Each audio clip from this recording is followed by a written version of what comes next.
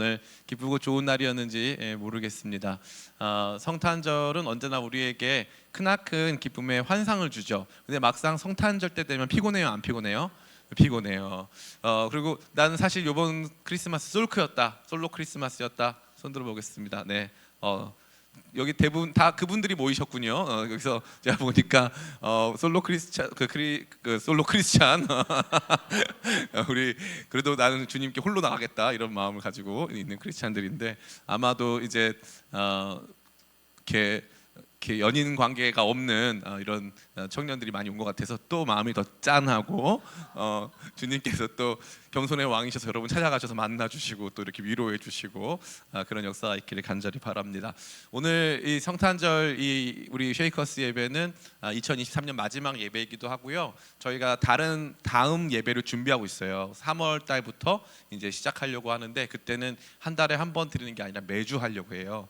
매주 하고 저희가 홍대에 한 카페를 빌려서 위클레시아 집회하고 있는 그 카페에서 저희가 하려고 이제 준비를 시작했습니다. 그래서 이제 긴 방학 3개월의 방학에 들어갔다가 그 다음에는 여러분과 함께 더 아름다운 모습으로 더 아름다운 곳에서 만나기려고 또 이렇게 준비에 들어가는 마지막 그 집회예요. 그래서 더욱더 특별했던 것 같고 제가 오늘 보면서 뭐 음향이며 조명이며 막 앞에 그 촛불 막 깔아놓고 막 데코레이션 하면서 내가 오늘 고백받나 막 이런 생각 들기도 하고 막 그랬는데 진짜 프로포즈 각 쩔었어요, 그죠? 그래가지고 너무 놀랬어. 누구한테 이런 이벤트를 막 했는데 참 매번 이랬으면 너무 좋았겠다 하는 생각이 너무 많이 들고 특별히 오늘 박진희 전도사님 오늘 너무 멋있죠. 우리 박수 한번. 우리 예수님께서 받으셔야 하는 영광인데 제가 왜 그랬냐면은 오늘 박진희 전도사님 마지막 예배예요. 그러니까 너무 아쉽죠. 한번 외쳐볼까요? 가지마. 이 정도면 되게 타격감이 있었다, 그죠? 이 정도면 안 갈 수 있을 것 같아. 그래서 마지막으로 했는데 또 출연하고 이럴 수도 있습니다. 근데 어쨌건 박진희 전사님 또 함께 그동안 이렇게 우리 팀을 이끌어왔는데 너무 오늘따라 더 잘했어요. 더 하나님께 영광 받으실 만한 더 힘있고 아름다운 모습으로 섬겨주셨습니다. 좀 특별한 집회라는 점을 여러분에게 다시 한번 말씀을 드립니다. 저는 또 지난 한 달간 유럽에 있었어요. 유럽에서 체코, 독일, 또 폴란드, 헝가리, 슬로바키아, 슬로베니아, 크로아티아, 또 이탈리아, 오스트리아 이렇게 다니면서 제가 안식월 기간을 갖고 또 폴란드 바르샤바에서는 우크라이나 난민들 분들을 만났고 또 이탈리아 베로나라는 지역에서는 거기서 이민 사역하시는 우리 평신도 사역자분들도 만나고 또 튀르키예로 넘어가서 튀르키예 이 안타키아 지역이라고 하는 지역이 있는데 거기 지금 대지진이 일어난 곳이에요. 거기에 그 지진 위에서 살아가는 아이들 만나고 왔어요. 그래서 참 많은 것들을 보고 왔습니다. 근데 공통적으로요, 유럽과 튀르키예는 굉장히 문화가 다르거든요. 튀르키예는 성탄절 안 지켜요. 일부러 성탄절이라는 표현을 쓰지 않아요. 대신에 엄청 화려하게 데코레이션해요. 엄청 화려하게. 그래서 시내에 나가 보면은 사람들이 이렇게 등 떠밀어서 걸어야 돼요. 사람들이 너무 많아서 시내 너무 사람들이 신나가지고. 근데 그 튀르키예랑 유럽이랑 똑같이 재밌는 게 뭐냐면은 신나 있어요. 그냥 신났어요. 광장에 가면은 크리스마스 마켓이 있어요. 제가 세계 3대 크리스마스 마켓이라고 하는 드레스덴 마켓을 갔다 왔는데 거기만 가게 다 갔어요. 뭐 부다페스트, 뭐 크라쿠프, 뭐 유명한 데 다 갔어요. 다 갔는데 다 신났어요. 난리 났어요. 막 기뻐해요. 그 보면서 많은 생각이 들었어요. 왜 기쁘지? 왜 신났지? 왜 이 사람들은 여기 나와가지고 보니까 특별한 게 없어요. 그냥 크리스마스 마켓 있잖아요. 그 진짜 비싸요. 소세지 하나 먹었는데 6만 원 나왔어요. 다시는 안 가. 너무 싫어. 너무 킹받아. 근데 그냥 거기서 가만히 서 있는 거예요. 그냥 그 분위기를 즐기고 기뻐하는 것이죠. 성탄절 크리스마스는 기쁜 날일까요, 아닐까요? 기쁜 날이에요. 엄청나게 기쁜 날이에요. 그런데 그 기쁨이 사실 그들이 만들어 놓은 문화의 일부가 되고 그들이 어떻게 보면 제가 우리 교회에서도 설교할 때 그랬는데 무지성적 기쁨. 기쁜 날이야. 기뻐해야 해 라고 하는 이 성탄절 크리스마스에 대한 그러한 이제 무지성적 기쁨이 가득하다 보니까 성탄절 끝나고 나면 좀 공허해요, 안 공허해요? 네, 물론 솔로 크리스마스 지낸 친구들은 계속 공허하죠. 죄송합니다. 근데 어쨌건 그들은 더 공허해. 엄청 막 기뻐해야 돼 하면서 막 기뻐하다가 갑자기 크리스마스 끝나면은 이제 더 공허해지는 그런 상태가 있습니다. 제가 오늘 설교 제목은 성탄 기쁨으로의 모험이라고 되어 있어요. 왜 그러냐면은 동방 박사 이야기를 우리는 무언가 어떻게 듣고 있는지는 모르겠지만 무언가 이렇게 좀 신비로운 이야기 정도로 듣고 있는데 동방 박사 이야기의 핵심은 뭔지 아세요? 기쁨이에요. 기쁨. 10절 말씀 같이 한번 읽어볼까요? 10절 말씀 우리 본문 한번 띄워주세요. 같이 읽습니다. 시작. 그들이 별을 보고 매우 크게 기뻐하고 기뻐하더라. 아멘. 기쁨과 관련된 단어가 몇 개예요? 몇 개 같습니까? 우리 앞에 계신 자매님 몇 개? 두 개? 뭐뭐 기뻐하고 기뻐하다. 거기 앞에 보면 또 뭐가 있잖아요. 어떻게 기뻐했다 그랬어요?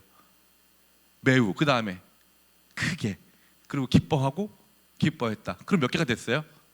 4개 됐어요. 박수 한번 쳐주세요. 네, 할 수 있어요. 4개, 4개 됐어요. 아니 성경에서 이렇게 큰 기쁨을 보신 적이 있습니까? 저는 없는 것 같아요.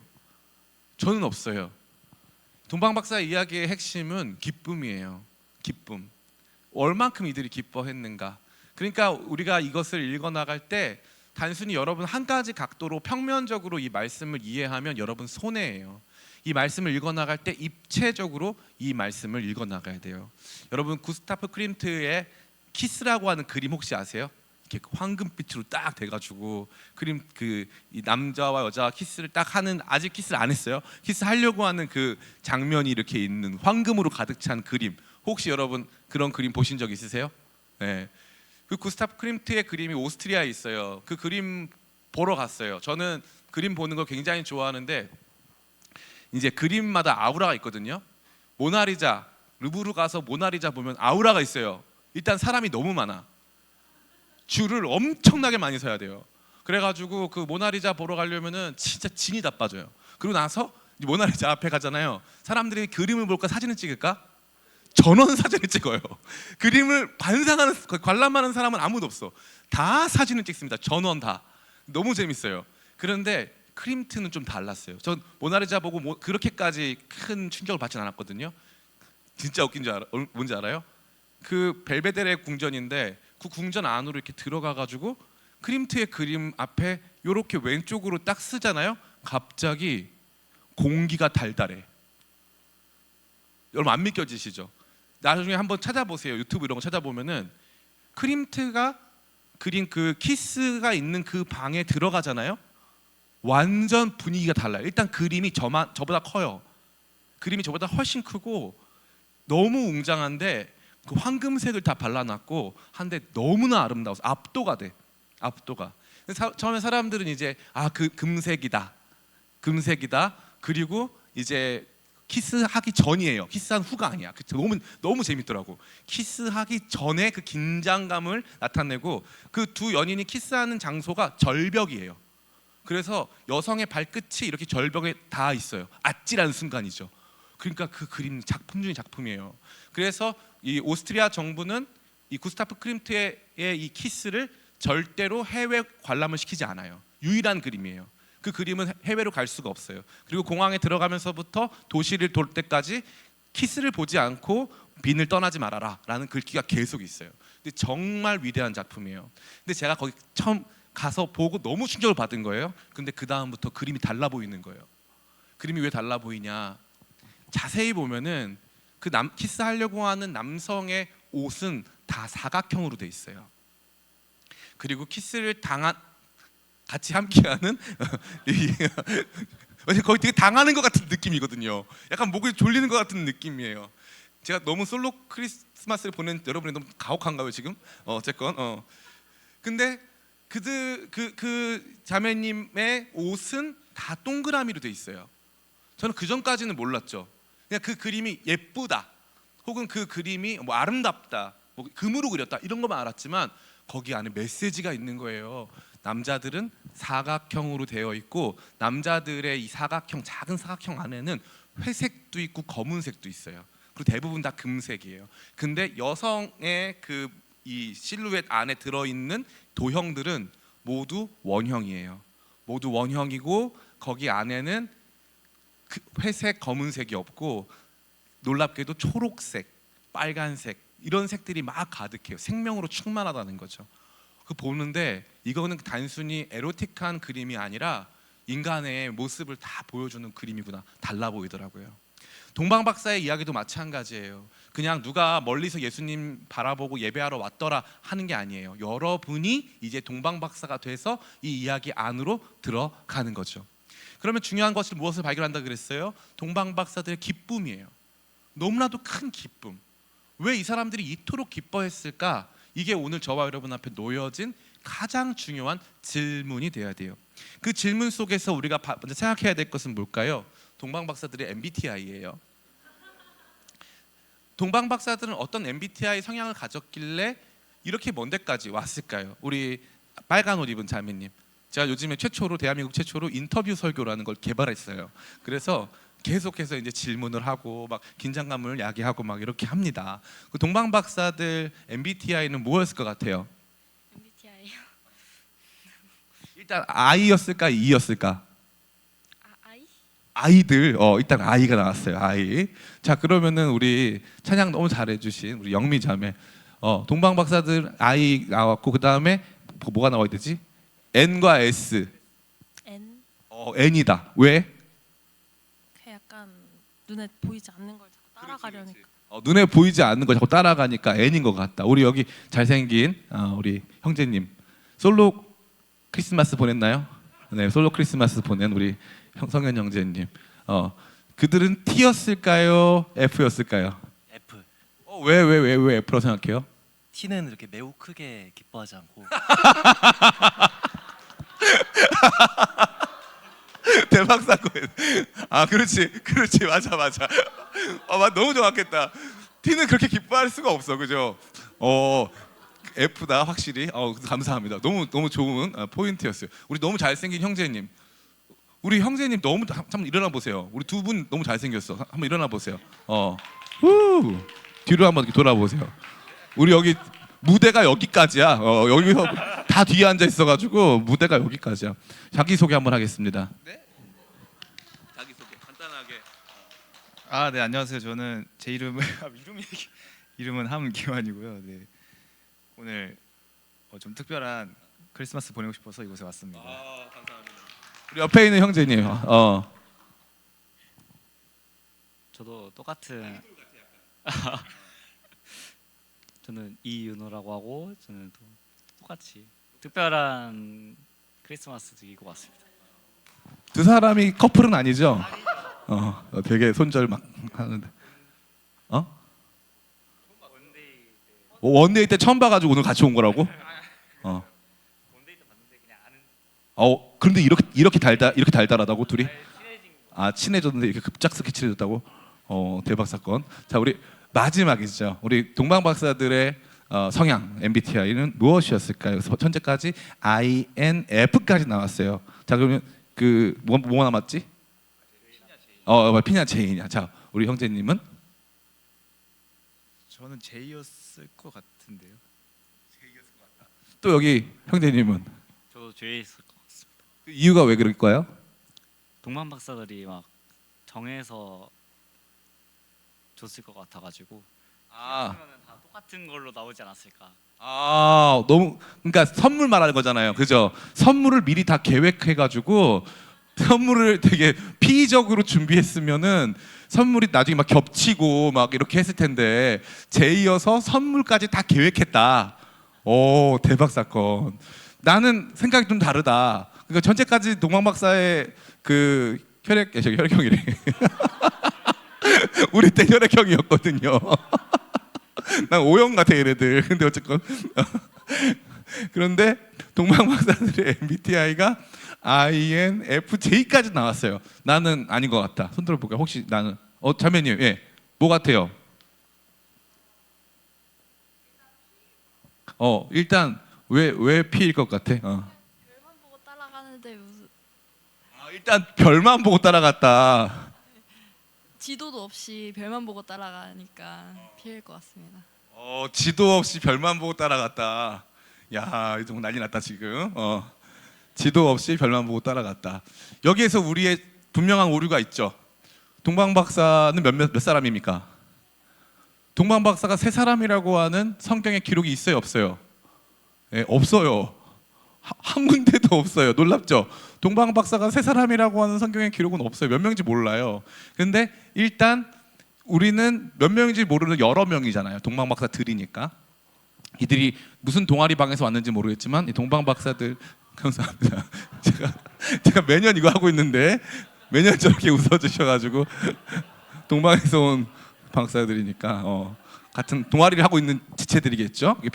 별 보는 동아리일 것 같고 느낌이 그죠? 예, 그 천문학 동아리 같은데 그 동아리에서 같이 박사들이 이렇게 와가지고 박사 과정에 있는 친구들이 와가지고 이제 경배를 할 때 한 MBTI 성향으로 다 같이 모이지는 않았겠죠.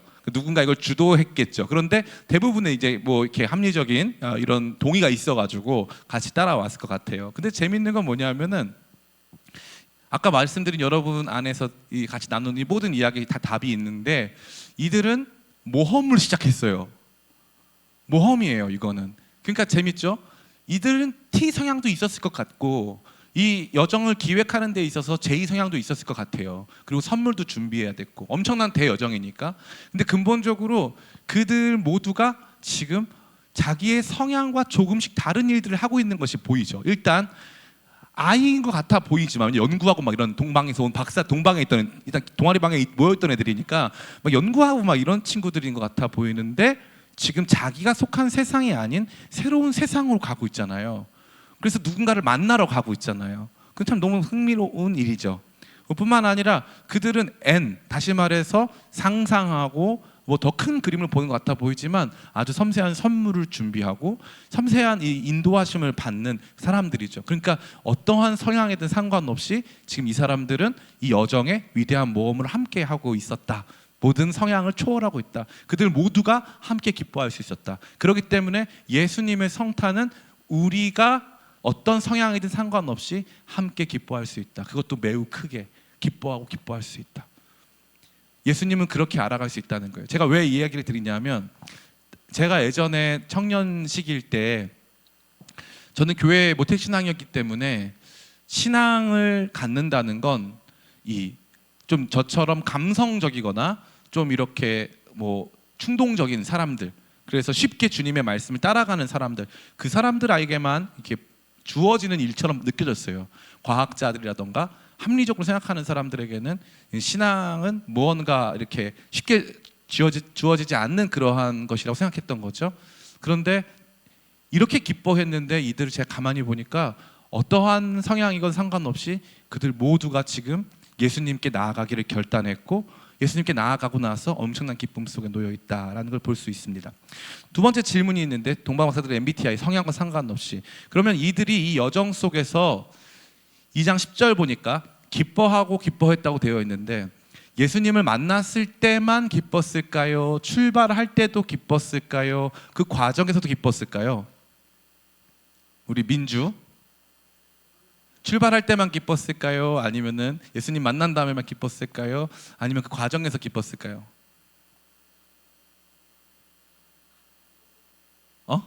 왜 얼굴 빨개진 거죠? 뭐지 이게? 다 기뻤을 것 같아요. 맞아요. 박수 한번 쳐주세요. 이 말씀 속에 우리가 다시 한번 동방 박사로 우리가 조금 이렇게 감정이입을 해보자면 이 여정을 출발하는 과정도 기뻤을 것 같아요. 선물을 준비했잖아요. 자기들은 기대감을 가지고 출발했잖아요. 그러니까 이건 떠밀려서 간 게 아니죠. 별을 보고 갔잖아요. 자기는 이 별에 대해서 오랫동안 추적해왔고 이 별의 움직임 안에 메시지가 있음을 발견했고 드디어 그 별이 커지기 시작했고 무언가 더 강한 징조를 보여주기 시작했잖아요. 엄청난 기대감을 불러일으킬 만한 요소들이 굉장히 많죠. 그래서 그들의 출발도 기뻤을 것 같아요. 그리고 별이 계속 인도했잖아요. 계속 그 걸음을 인도하면서 조금씩 그들이 가야 할 길을 알려줬잖아요. 그들이 지나온 길은 사막 길이었고 긴 여정이었지만 그 과정 기쁨이 넘쳤을 거예요. 기대가 있었을 거니까. 그리고 나서 예수님을 만났을 때 가장 크게 기뻐했다는 거죠. 이게 아주 재밌는 거예요. 우리가 예수님을 알아가는 과정 역시 마찬가지예요. 많은 사람들이 신앙생활 힘들다 그래요. 신앙생활 안 힘들어요. 예. 제가 지나온 시간 동안 생각해 봤더니 제 신앙을 힘들게 한 건 교회도 아니고 옆에 사람도 아니에요. 교회에 계신 교역자도 아니었어요. 저를 힘들게 한 건 사실 저 자신이었어요.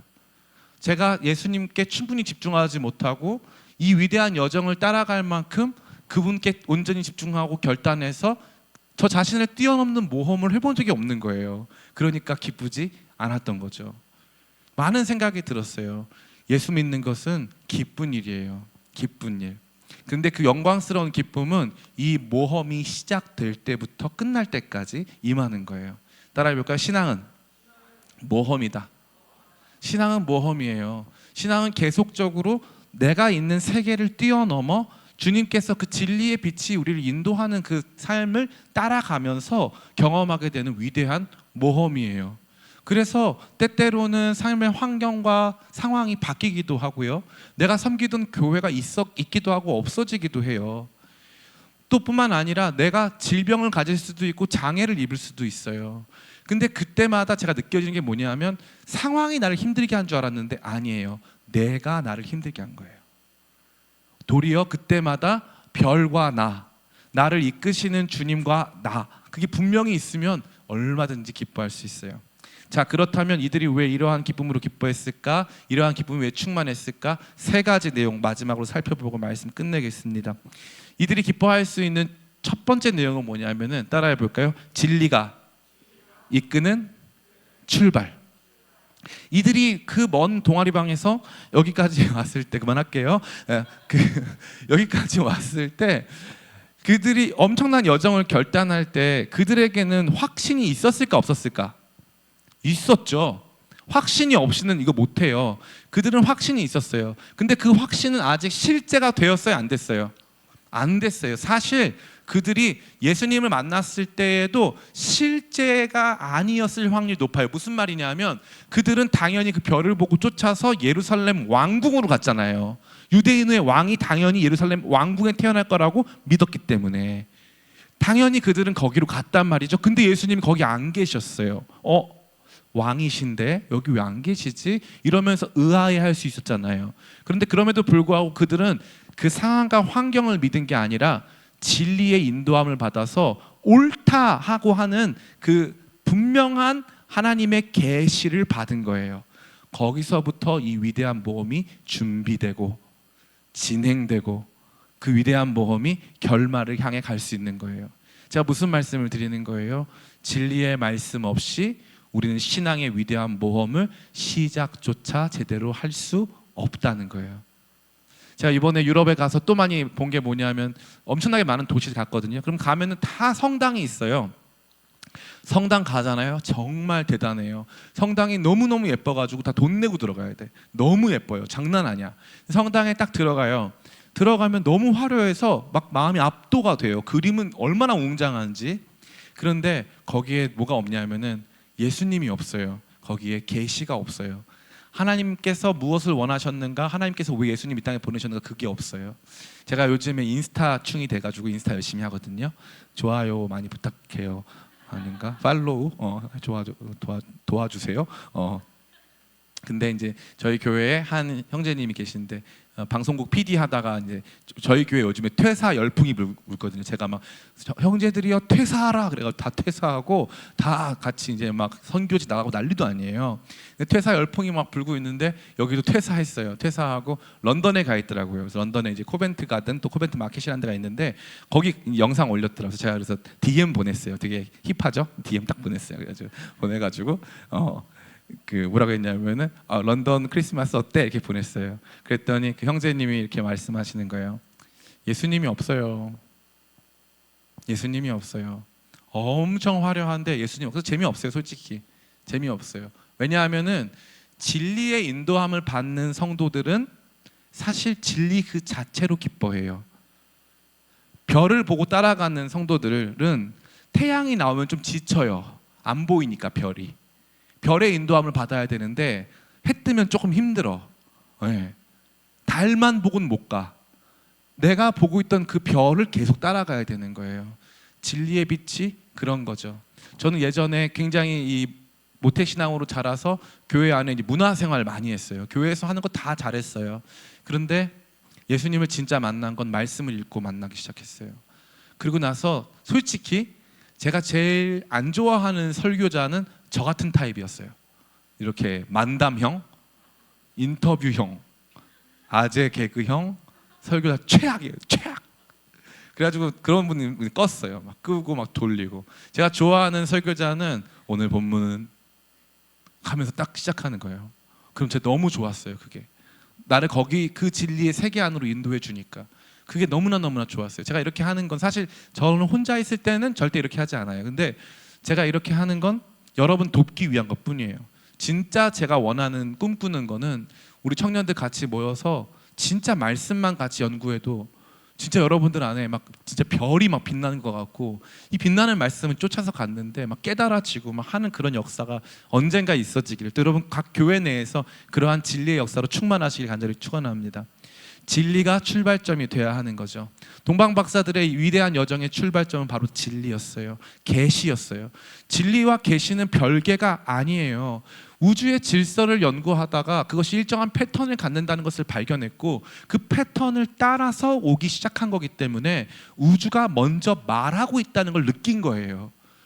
온 우주가 먼저 말하고 있다. 하늘에 이 우주를 만드신 한 분의 하나님이 계시고 그 한 분의 하나님이 특정한 중요한 일들을 행하실 때마다 이 하늘의 별들을 움직여서 우리에게 말씀해 주셨다. 그리고 그 별들의 이야기 중에 가장 위대한 이야기가 지금 펼쳐지고 있다. 우리는 가야 한다 라고 하는 진리의 이끄심이 그들 가운데 있었다는 거죠.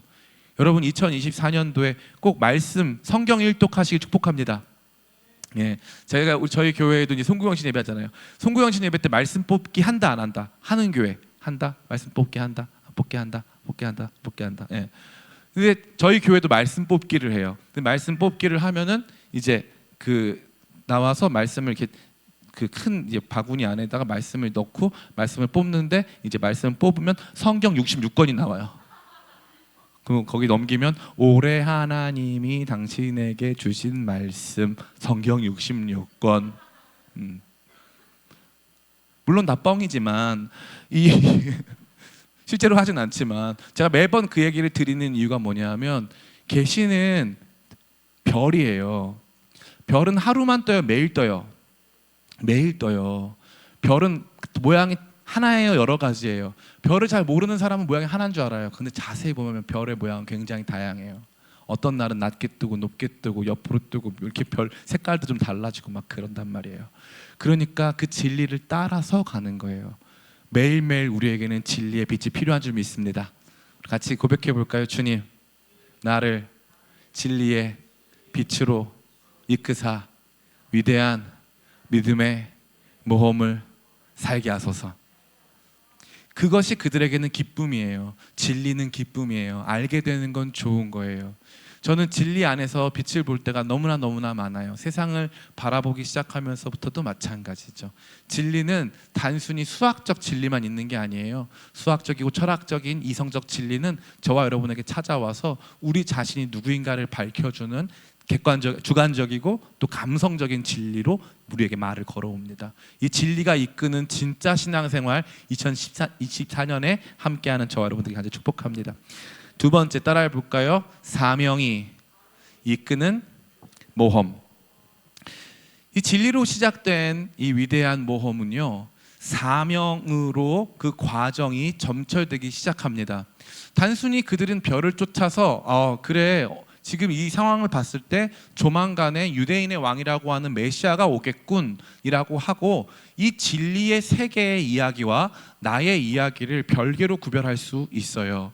그런데 이들이 이 진리의 세계의 이야기 안으로 들어가면서 느끼게 된 건 나는 이 위대한 여정을 마치기 위해 최소 1년, 최대 3년 정도의 여정을 가야만 하는 존재. 나는 그 길을 따라가야 함. 나는 그것이 내 삶이 여기에 있는 목적이라고 믿는 거예요. 사람이 생각해요. 순교자들의 삶은 불행했을까요? 행복했을까요? 우리 재식 형제, 순교자들의 삶은 불행했을까요? 행복했을까요? 왜 행복했을 것 같아요? 당연히 그게 있겠지만 이런 말이 있어요. 배가 항구에 있을 때 배는 안전하다. 그러나 그것은 배의 목적이 아니다. 모험하지 않고 우리 삶이 그저 안정되기를 바라는 마음은요, 사실 우리 모두가 공통적으로 갖고 있는 마음이지만 안전하지만 행복하진 않아요. 배는 파도를 뚫고 먼 바다로 나아가서 그 배가 존재하는 목적을 이룰 때에 가장 큰 기쁨을 누릴 수 있는 거예요. 그러니까 사명을 가진 사람은 행복한 거예요. 윤동주 시인의 십자가라는 시에 보면은 이 행복했던 사나이 예수 그리스도라고 되어 있어요. 나도 예수님처럼 어두워져 가는 세상에 모가지를 들이우고 피를 흘리고 싶다고 윤동주 시인은 말하고 있죠. 왜냐하면 내가 이 땅에 살아야 하는 목적을 이루고 싶거든요. 제가 요즘에 많이 달라졌어요. 옛날에 청년들이 목사님 저 너무 무서워요. 어떤 직장 갈까요? 좋은 데로 가. 맨날 그랬어요. 너 밥 먹고 살아야지. 막 이랬어요. 근데 나이가 이제 제가 여러분 보시기에도 굉장히 많아 보이잖아요. 그죠? 제가 나이가 벌써 25살이 넘었기 때문에 너무 비웃는 거 아니에요 지금? 넘었다고요. 그냥 그 이상이라고. 그 나이라고 안 했잖아. 나이가 먹어가면서 느끼는 게 뭐냐면은 세상에서 제일 기쁜 일이 뭐냐면요, 내가 왜 태어났는가를 아는 일이에요. 내가 왜 태어났는가를 아는 일. 나 이거 하려고 태어난 사람이구나. 그거 아는 일. 그래서 저는 요즘에 말해요. 모험해. 너가 돼. Be yourself. 너가 돼. 너 자신이 돼. 시간이 좀 걸려도 괜찮아. 너 자신이 돼. 굶어 죽진 않을 거야. 대신에 준비해. 그 과정이 쉽진 않겠지. 그러나 너 자신이 돼야 해. 너가 가장 잘할 수 있는 일, 너가 가장 기뻐할 수 있는 일, 하나님이 너를 이 땅에 보내셨다고 하는 그 일을 찾아내. 사람 모두에게는 사명이 있어요. 따라해볼까요? 나에게는 사명이 있다. 사명을 발견하고 그 사명 안에 살아갈 때 인간은 가장 기쁘고 행복해요. 그리고 그 과정이 기쁘고 행복하다고 해서 막 늘 막 기쁨의 이 엑스터시를 막 누리고 이런 건 아니에요. 힘들 수 있어요. 그런데 그 일들을 계속해 나가고 그 안에서 충만해질 수 있어요.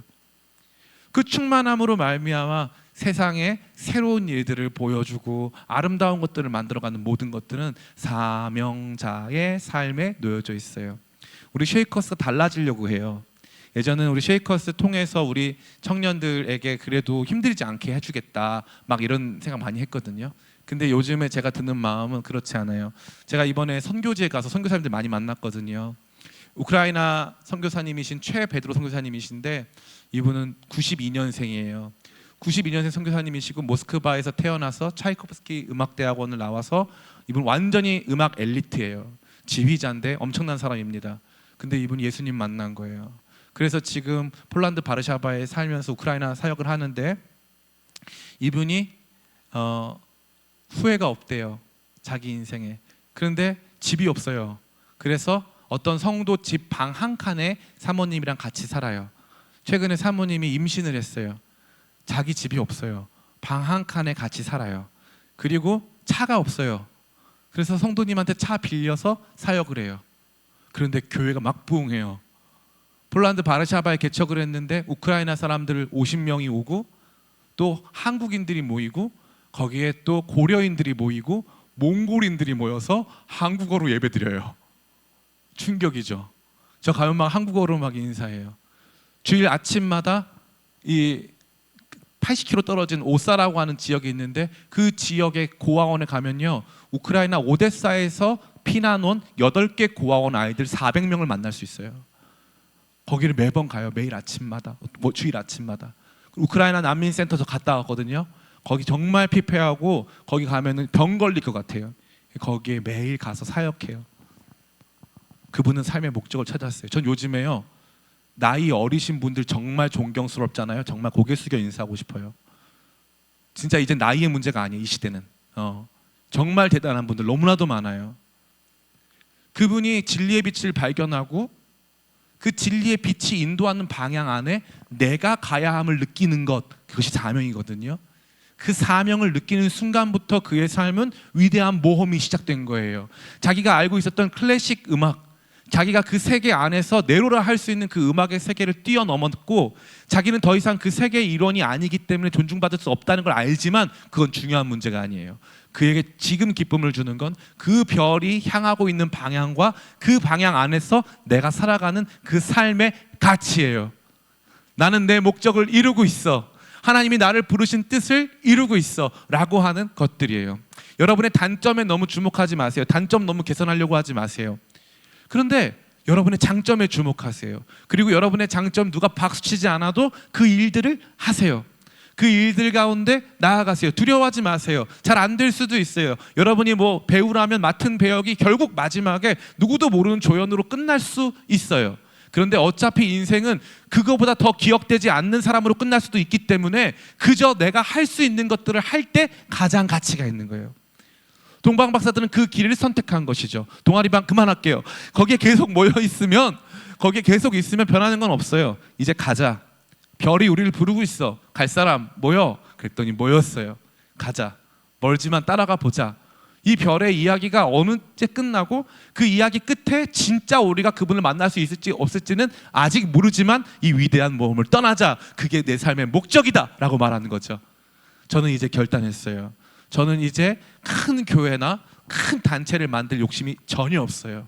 주님께서 저를 부르신, 예수님이 저를 만나주시고 29살 때 만나주시고, 그거보다 나이가 많다는 얘기인데 29살 때 만나주시고 지금까지 이 가게 하신 이 모든 여정 속에서 이제 제가 발견한 건 사람들의 칭찬 필요 없어요. 아무도 날 칭찬하지 않아도 괜찮아. 하나님 나를 처음 불러주신 그 이야기 안으로 저는 걷기로 했고 그게 제 삶의 목적이라면 후회 없어요.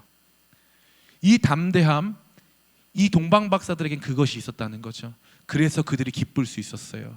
끝까지 그 길을 갈 때 기뻐할 수 있는 거예요. 여러분 따라해 볼까요? 끝까지 가자. 두려워하지 마세요. 두려워하지 마. 상황과 환경 반드시 이길 수 있어. 두려워하지 마세요. 끝까지 가면 새로운 일이 펼쳐져요. 반드시 놀라운 변화가 있는 것이죠. 스타트업 회사 중에 이제 더 이상 스타트업도 아니지만 한 회사가 있어요. 그 회사는요, 최근에 주가가 132% 올랐어요. 사람들은 그 회사를 바라보면서 놀라기 시작했어요. 그 회사의 이름은 우버라는 회사예요. 우버라는 회사는 해외에서 택시 타게 해주는 우리나라 카카오 택시랑 똑같은 회사예요. 카카오 택시랑 그 컨셉을 만든 회사죠. 근데 이 우버라는 회사가 최근에 주가가 132%가 올랐어요. 왠지 아세요? 창사 14년 만에 처음으로 흑자를 기록했대요. 대박이죠. 그러면 13년 동안 적자였대요. 13년 동안 한국 시장을 진출하자 했더니 카카오 택시가 안 돼! 그랬대요. 동남아 시장을 진출하자 그랬더니 그랩이라고 하는 어플이 있는데 안 돼! 이랬대요. 그래서 다 망했어요. 근데 시간이 지났죠. 사람들은 끝날 건 줄 알았어요. 근데 코로나 때 우버 이츠라는 걸 만들어서 택시에 음식을 시키기 시작했대요. 경쟁사였던 리프트라는 회사는 택시는 사람 타는 공간인데 거기다 음식 실으면 싫어할 걸, 그래서 안 실었대요. 근데 우버는 안 돼, 우리 그거라도 실어서 살아야 돼. 그래가지고 택시에 음식을 싣고 자전거에 음식을 싣고 걸어가는 사람들한테 음식을 주고 배달해달라 그랬대요. 그랬더니 그때부터 변화가 일어나서 이제는 택시 시장보다 우버이츠 시장이 훨씬 커진 거죠. 제가 무슨 말씀을 드리는 거예요? 13년 동안 적자였다고요. 13년 동안. 쿠팡도 10몇 년 동안 지금 적자예요. 현재도 적자입니다. 적자예요. 여러분 잘 모르죠? 성공은 처음부터 잘 되는 게 아니에요. 우리 뒤에 오세윤 대배우가 있는데 제가 세윤이한테 처음에 그 연기를 시작하라고 했을 때 맨날 하는 말이 있어요. 너 만약에 네가 30살에 무슨 상을 수상하게 되거나 뭔가 사람들의 칭찬을 받게 되면 그건 정상적인 일이 아니니까 절대 거기에 움직이면 안 된다. 너는 40살에 잘 될 거야 라고 제가 그랬어요. 이게 젊은 사람들한테는 아 목사님 그 너무 진 빠진, 진 1도 안 빠지고 40살 금방 와. 눈 감고 뜨면 바로 40살이야.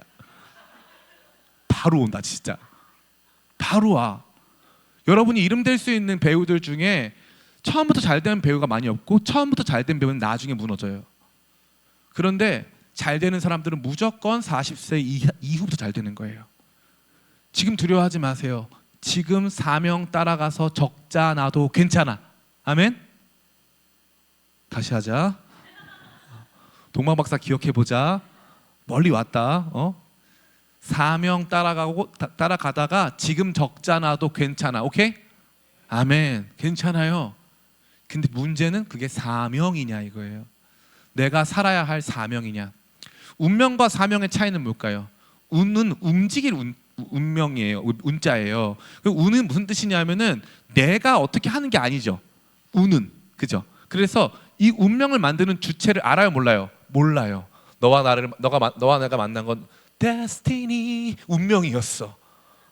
이거는 뭐냐면은 누가 이렇게 했는지는 모르겠지만 계획된 거란 뜻이에요. 사명은 시킬 사자에 명령 명자예요. 하나님이 너 그렇게 살아라 하는 말씀이 임한 거예요. 말씀이. 너 그렇게 살아라. 내가 너 그렇게 살라고 그런 아픔 줬던 거야. 너 그렇게 살라고 너 키는 그만하고 너 얼굴은 그렇게 생겼고 너는 그림을 잘 그리고 너는 마음이 착하고 넌 인프피고 너는 감성이 좋고 너는 정말 상상력이 풍부하고 너는 중재자고 너는 인프피고 이거 다 하나님께서 저가 그런 사람이거든요. 하나님께서 다 그 사명으로 주신 거예요. 따라해 볼까요? 나의 모든 것이 사명을 가리킨다. 나의 모든 것이 사명을 가리키고 있어요. 사명을 따라가는 삶, 정말 기뻐할 수 있는 삶의 여정인 줄을 믿습니다. 따라해 볼까요? 내 영혼아, 따라 더 크게. 내 영혼아, 두려워 말라. 주님께서 나와 함께 하신다. 사명을 쫓아 걸어가며 참된 기쁨 누리시기 간절히 축복합니다. 마지막으로 따라해 볼까요? 예배가 이끄는 기대. 마지막에 가만히 보니까 이 사람들이 그냥 온 게 아니라 뭐 갖고 왔다 그랬어요? 선물 갖고 왔어요. 예수님께 선물 갖고 왔어요. 황금과 유향과 모략이라고 하는 선물을 통해 예수님 당신이 어떠한 분이신지 예수님의 가치를 드러내고 있어요. 그죠? 예수님의 가치. 예수님의 가치를 드러내고 있어요. 예배는 예수님이 어떠한 분인가를 선언하는 행위예요. 그것을 그림으로 할 수도 있고 노래로 할 수도 있고 시로 할 수도 있고 율동으로 할 수도 있고 다양한 방식으로 가능하죠.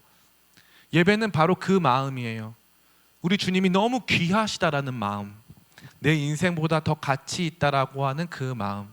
우리는 매번 삶 속에서 주님과 내 욕망을 저울질해요.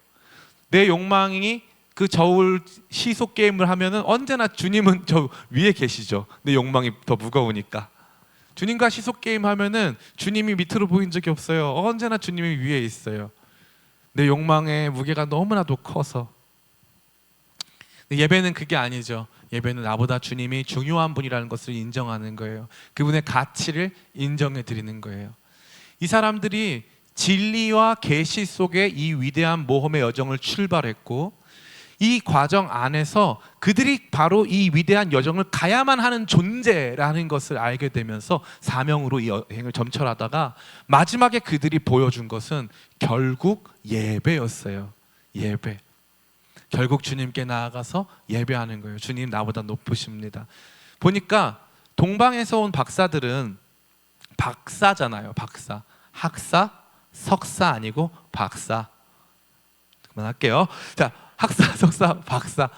높은 사람들이죠. 고귀한 사람들이죠. 예루살렘에 들어가서 헤롯 대왕 딱 만날 수 있는 사람이에요. 안녕하세요. 저 페르시아에서 온 사람들인데요. 우리 헤롯 대왕님을 알현하려고 왔습니다. 그러면 들여보내주던 사람들. 그 정도 급이라는 거죠. 엄청난 급의 사람들이라는 거죠. 근데 지금 그들이 아기 예수님 앞에 경배하는 거예요. 헤롯이 얘기합니다. 너희가 그리스도를 찾거든 나에게 알려줘라. 나도 가서 그에게 경배하려 하노라. 그런데 헤롯은 사실 경배하려 하지 않았고 죽이려 했죠. 여러분의 삶에 예배가 실패하면요, 그 기쁨이 없어요. 예배가 회복되지 않고선 진리, 사명, 그 완성인 예배가 회복되지 않고선 진짜 신앙 안에서, 예수 그리스도 안에서 기뻐할 수 없습니다. 이제 말씀을 다 마쳐요. 사랑하는 청년 성도 여러분, 저는 여러분들이 진짜 기쁘길 바래요. 기독교 신앙은 진짜 행복하고 기쁜 거예요. 저 인생을 다 바쳐서 행할 수 있는 가장 큰 기쁨과 즐거움이에요. 이번에 제가 튀르키예 갔다 왔는데, 튀르키예 예전에 6년 전에 처음 갔을 때는 저는 튀르키예만 6번 갔다 왔어요. 거기서 전철도 잘 타고 완전 그냥 제 나하발이에요. 근데 거기 가면은 이제 튀르키예 친구들은 크리스찬이 없어요. 인구가 8천만 명인데 크리스찬이 8천 명이에요. 만분의 1. 그게 얼마나 적은 숫자냐면요. 예를 들어 천안이라고 하는 도시, 천안 말고 예를 들면 뭐 수원이 120만 명이거든요. 그러면은 만분의 1은 수원과 똑같이 큰 도시에 크리스찬이 120명밖에 없다는 거예요. 엄청 아주 극소수죠. 그런데 거기에 선교사님들이 사역을 시작하면서 정말 힘들고 어려웠어요. 막 몸도 너무 아프시고 막 그랬어요. 근데 거기에서 튀르키예 한 청년 너무 예뻐요. 실제로 진짜 외모도 너무 예쁘고 소망이 진짜 김세정 닮았어요. 너무 예뻐. 보라라고 하는 친구는 키가 188 정도 되는데 예술 너무 잘생겼어. 근데 완전히 바이브가 한국 사람이야. 남자인데 완전 한국 사람이야. 너무 멋있어. 얘네들이 같이 예배를 드리는데 주님을 막 경배해요. 상상도 할 수 없는 그림이에요. 한국어로 예배드려요. 이제는요 국제 예배를 한국어로 드리는 시대예요. 여러분에게도 저는 이러한 예배를 경험시켜 드리고 싶어요. 예배가 살아나기 시작하면 기쁨이 달라져요. 기쁨의 회복이 있는 거예요. 우리 주님이 커 보이거든요. 위대하신 분이시거든요. 내 삶보다 가치 있거든요. 황금과 유향과 모략을 넘어 내 삶의 몇 년이라고 하는 시간과 내가 그분 앞에 온전히 엎드릴 수 있는 인격을 가지신 분이라고 자기 자신이 믿는 거거든요. 그러니까 예배가 이 모든 기쁨의 완성이라는 것이죠. 전 여러분 모두가 이 놀라운 기쁨에 참여하고 그 기쁨 안에서 나아가도록 진리 가운데 늘 말씀 여러분 추구하고 알아가고 이 말씀 배우기를 축복하고 여러분의 사명 확인하시기를 축복하고 예배의 마음 늘 갖고 주 앞에 나아가며 진짜 매우 크게 기뻐하고 기뻐하더라라는 것을 경험하게 되시기를 예수님의 이름으로 축원합니다. 아멘. 우리 시간 찬양할까요? 겸손의 왕, 아까 불렀던 찬양이죠.